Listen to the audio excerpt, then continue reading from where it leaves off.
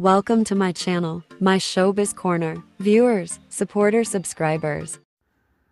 Hello 18s! Welcome back to my channel. Update tayo sa album ni Ken Sison or Philip Sison.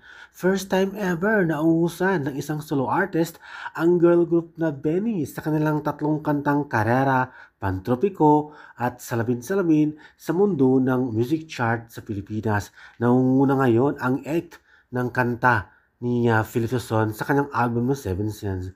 Congratulations Philip! At syempre guys, Power of 18s yan. Kaya naman panalo. Naungusan ang tatlong kanta ng Benny.